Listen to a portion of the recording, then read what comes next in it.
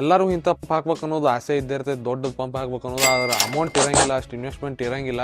ನಾನು ನಿಮ್ಗೆ ಇವತ್ತು ಹೊಸ ಬಿಸ್ನೆಸ್ ಐಡಿಯಾ ತೊಗೊಂಡಿನಿ. ಅದು ಏನಪ್ಪ ಅಂದರೆ 2030 ಆಲ್ಮೋಸ್ಟ್ ಎಲ್ಲ ವೆಹಿಕಲ್ಸು ಎಲೆಕ್ಟ್ರಿಕ್ ಆಗತ್ತವು. ನೀವು ಎಲೆಕ್ಟ್ರಿಕ್ ಚಾರ್ಜಿಂಗ್ ಸ್ಟೇಷನ್ ಹಾಕ್ಬೋದು, ಅದು ಕಡಿಮೆ ಬಜೆಟ್ ಒಳಗೆ. ಅದ್ರ ಬಗ್ಗೆ ತಿಳ್ಕೊಂಬರ್ಬೋದು ಬರ್ರಿ.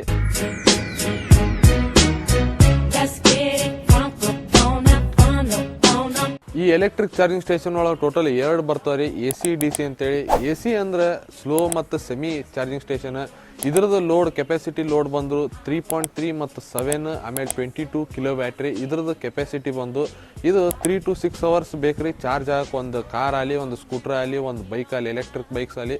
ಇದೆಲ್ಲ ನೀವು ಶಾಪ್ ಒಂದು ನಿಮ್ಮ ಅಪಾರ್ಟ್ಮೆಂಟ್ ಒಳಗೆ, ಆಮೇಲೆ ನಿಮ್ದು ಯಾವ್ದಾದ್ರು ಖಾಲಿ ಸ್ಪೇಸ್ ಇತ್ತಂದ್ರೆ ಅಲ್ಲೆಲ್ಲ ನೀವು ಇದನ್ನು ಹಾಕ್ಬೋದು ರೀ. ಇದ್ರದ್ದು basic setup cost 4 to 7 lakhs ಮಟ್ಟ ಬರ್ತೀರಿ. ಇದನ್ನು ನಾನು ನಿಮ್ಗೆ ಬಿಡಿಸಿ ಹೇಳ್ತೀನಿ ಬರ್ರಿ ಇದ್ರಾಗ ಏನೇನು ಬರುತ್ತೆ ಅಂತೇಳಿ.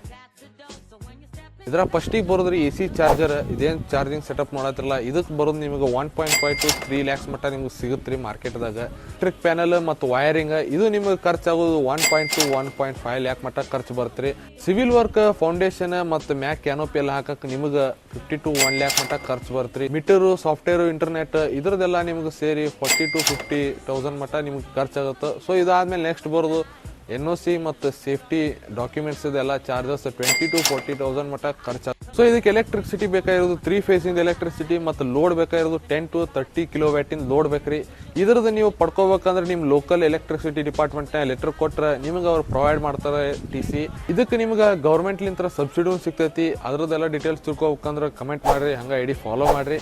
ನೀವು ಆರಾಮ್ಸಿರಿ ತಿಂಗಳ 60,000 ರೂಪಾಯಿ ದುಡಿಬೋದು ಈ ಸ್ಮಾಲ್ EV ಚಾರ್ಜಿಂಗ್ ಸ್ಟೇಷನ್ ಹಾಕಿ. ಸೊ ಮುಂದಿನ ಪಾರ್ಟ್ನಾಗ ಸಿಗ್ತೀನಂತ. ಅಲ್ಲಿವರೆಗೂ take care, bye bye, see you.